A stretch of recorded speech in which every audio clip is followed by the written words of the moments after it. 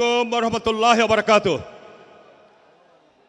শুকরিয়া, সকলে বলি আলহামদুলিল্লাহ। দীর্ঘ 22 বছর পর আমাদের প্রিয় নেতা রাজশাহীর ঐতিহাসিক মাদ্রাসা ময়দানে উপস্থিত হতে পেরেছেন। আমরা করতালি দিয়ে তাকে অভিনন্দন জানাবো। আজকের সভার মাননীয় সভাপতি, রাজশাহী গ্রেটার রাজশাহীর মাননীয় সংসদ সদস্য প্রার্থীগণ, মাননীয় চেয়ারম্যান, প্রিয় উপস্থিতি, মাদক হচ্ছে দেহের জন্য ক্ষতিকর, আর জামাত ইসলাম হচ্ছে ইসলামের জন্য ক্ষতিকর।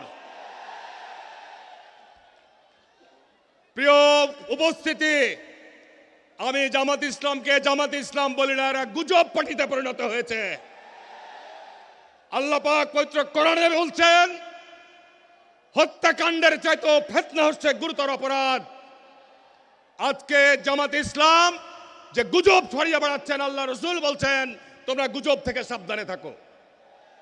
সুতরাং তাদের অপপ্রচার, তাদের এই বিভ্রান্তিমূলক যে অপপ্রচার, এর থেকে আপনারা বেঁচে থাকবেন। আমি আজকে পার্টির চেয়ারম্যানকে এটুকু বলতে চাই, আমরা আমাদের নেত্রীকে হারিয়েছি।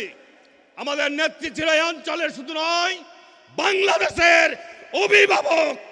আজকে তাকে যার দিন উপস্থিত ছিলাম সেই দিন দেখেছেন, আন্তর্জাতিক গণমাধ্যম বলছে সারা পৃথিবীর মধ্যে সমগ্র মুসলিম বিশ্বে এত বড় জানাজা অতীতে আর কাউরে হয় নাই।